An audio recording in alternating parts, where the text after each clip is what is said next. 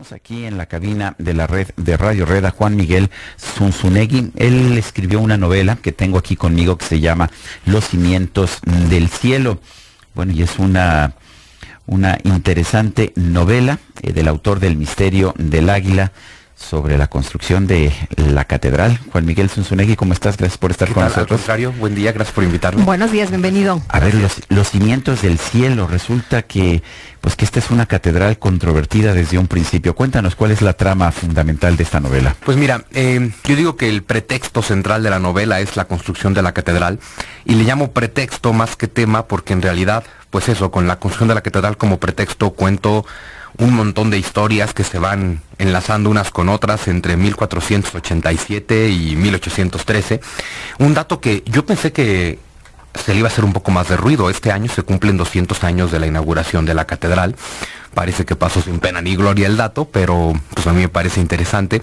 Fíjate, la primera piedra de la catedral la pone Hernán Cortés en 1524, de una catedral que luego es destruida para empezar a construir la que tenemos ahorita, pero que efectivamente desde el principio estaba lleno de supersticiones, leyendas, posibles maldiciones, por lo menos eso decían algunos de los conquistadores originales.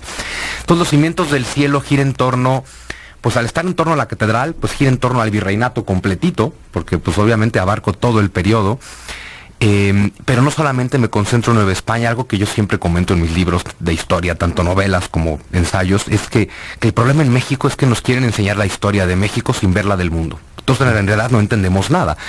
Entonces, por ejemplo, se va contando toda la historia desde la inauguración del templo mayor de los mexicas hasta la llegada de los conquistadores, la caída de Tenochtitlan y la construcción de la Ciudad de México sobre las ruinas y con las ruinas de Tenochtitlan, pero al mismo tiempo voy contando mucho de lo que pasa en Europa, como la guerra santa contra el Islam de los reyes católicos en la unificación de la península ibérica, Lutero y la reforma protestante, las persecuciones religiosas, la Inquisición tanto en América como en Europa, en general todas las persecuciones en el Sacro Imperio Germánico, todo el fin de la Edad Media y el surgimiento del régimen monárquico, y así me voy hasta la Revolución Francesa y Napoleón, y hasta la coronación de Napoleón, y cómo con la Revolución Francesa justo termina ese régimen monárquico.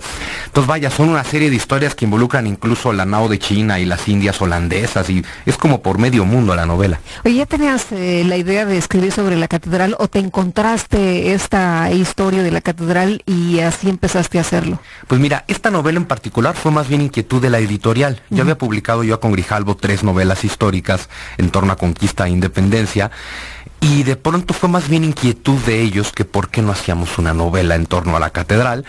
Pues ahí lo comentaron entre editores, le gustó al director general la idea, me la propusieron a mí, me encantó, sobre todo porque dije, bueno, así podemos cubrir un periodo justo del que no nos hablan nunca, no hay tanto que contar en ese periodo virreinal, que decidí que era buena idea tomar la catedral como pretexto para hacer una novela. Me parece extraordinario pensar que una novela pueda tener un protagonista que es un edificio. Digo, te lo digo, yo entiendo que tienes tus propios protagonistas y que en realidad es como tú lo dices, una excusa, pero realmente tiene un encanto maravilloso esto. Cuando te lo propusieron, ¿no pensaste en algún momento dado, no, pero qué aburrido tener una construcción de piedras como un personaje principal? Sí, bueno, sí me pasó por la mente, pensé muchas cosas. Mira, número uno, algo que no se puede negar, ya hay novelas sobre catedrales, ¿no? La Catedral del Mar. La Catedral del Mar y los Pilares de la Tierra. Entonces, número uno era, a ver, ¿cómo haces una novela que sea distinta, una ¿no? catedral y que no se parezca a esas, ¿no? Y como te van a comparar con esas, pues tienes que tratar de hacerla desde tu punto de vista hasta mejor, porque si no sales perdiendo en la comparación, ¿no? Luego, efectivamente, independientemente de eso, vas a hacer una novela en torno a algo tan aparentemente inmóvil como una catedral, solo que exacto, es aparentemente inmóvil, ¿no? Y luego, además, en mi caso muy particular, yo en mis primeras 3 novelas ya abarco todo lo que va de la conquista a la independencia, entonces también tenía yo que hacer una novela en el mismo espacio geográfico. Te faltaba esa parte, ¿no? Bueno, me faltaba esa parte, pero tenía yo el miedo de repetirme a mí mismo. Pero me pareció más bien que era un reto, ¿no? No repetirme a mí mismo, no repetir la Catedral del Mar, no repetir los pilares de la Tierra. Y creo que lo logré, sobre todo porque me encontré con que la catedral efectivamente pues no es un edificio muerto, sino todo lo contrario, es un edificio absolutamente vivo, porque pues justo en la catedral está toda la historia de Tenochtitlan. Incluso hoy en día yo tuve la fortuna de poderme ir ahí al subsuelo de la catedral a ver la Tenochtitlan que queda ahí debajo, y pues sigue siendo una historia viva hasta el día de hoy. Entonces, durante el virreinato, cómo van desmontando un templo para hacer otro. Y hablo mucho del sincretismo religioso porque el personaje principal de la novela tiene la obsesión de que la catedral no sea terminada, y es un hombre que se dedica a conspirar y sabotear contra la catedral porque la ve como el símbolo de la conquista y el templo del dios de los blancos conquistadores. Y con el detalle de que el hijo de este personaje, que tendría que heredar una misión ancestral de 300 años de impedir que se construya la catedral, quiere ser arquitecto, trabajar en la catedral y terminarla.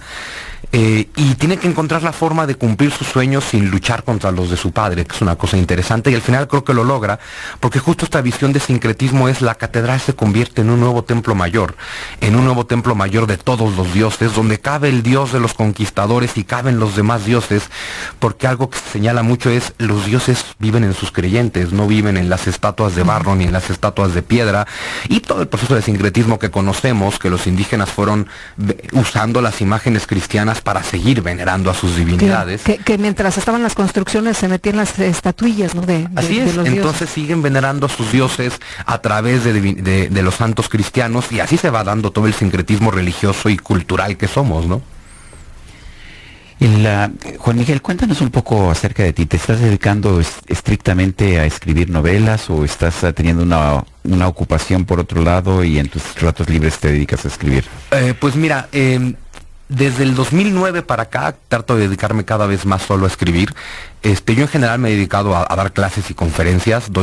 Por ejemplo, doy varios diplomados de historia, uno en particular sobre mentiras de la historia de México, que lo vengo dando desde el 2003.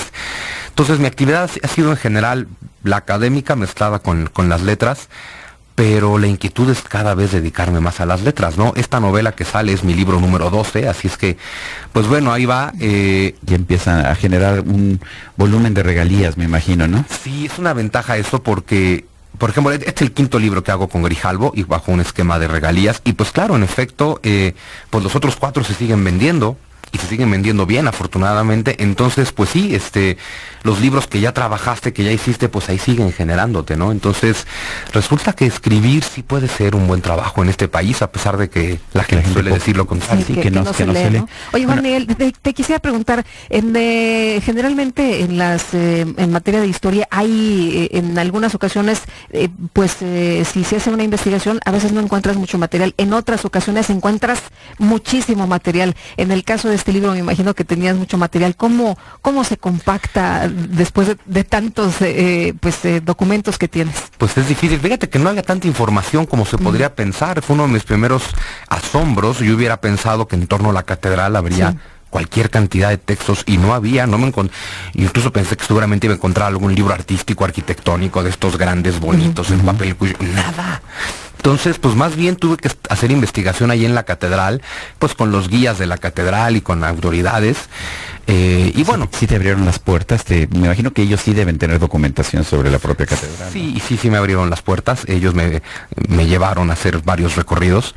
Entonces sí tuve la oportunidad de pasear por la catedral, tanto geográfica como históricamente, pero hay muy poca información en realidad. Digo, ellos la tienen toda, pero efectivamente no está publicada, ¿no? Es como si fuera... Qué curioso que un monumento de esa importancia no tenga información publicada. Yo creo que es un monumento nacional, pero yo creo que la iglesia lo ve como una propiedad personal. Y yo creo que es un poco por eso. Claro. Oye, y hay visitas guiadas ahora, ¿no? Para el público. Sí, y hay unas muy bonitas a los campanarios. Sí. Los campanarios son protagónicos muy interesantes de los cimientos del cielo. De hecho, una de las escenas más importantes de la novela es en los campanarios de la catedral, que además se destacan porque son... No estoy seguro si los únicos, o hay otro por ahí en América, los únicos con forma de campana.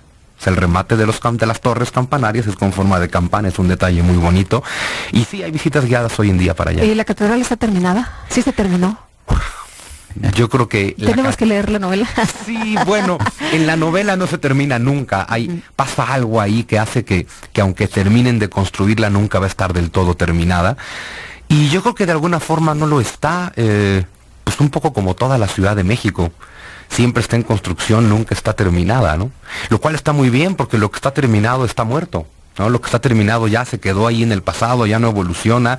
Y de hecho parte de los mensajes que yo doy en Los Cimientos del Cielo es eso, que tristemente nos han educado para ser un pueblo anclado al pasado y que solamente vemos para atrás y entonces nunca llegamos para adelante, y que queremos enfrentar los retos del siglo XXI con las respuestas del siglo XIX, del siglo XX, y que justo el que se queda en el pasado se le va el futuro, ¿no? Entonces es uno de los mensajes más importantes que yo trato de dar. Pues yo quiero agradecerte, Juan Miguel Zunzunegui, el habernos traído Los Cimientos del Cielo. La verdad es que parece una historia fascinante. Gracias por recomendárnosla. Y pues aquí estaremos la estaremos leyendo. Así es. Estaremos leyendo y bueno, recomendándola en nuestros viernes de lectura, que tú sabes que tenemos este espacio para los libros. Pues muchísimas gracias. Pues Juan Miguel Zunzunegui, autor de Los Cimientos del Cielo, una obra que publica Editorial El Grijalbo dentro de su serie novela histórica. Gracias por estar con nosotros. Un placer, Gracias.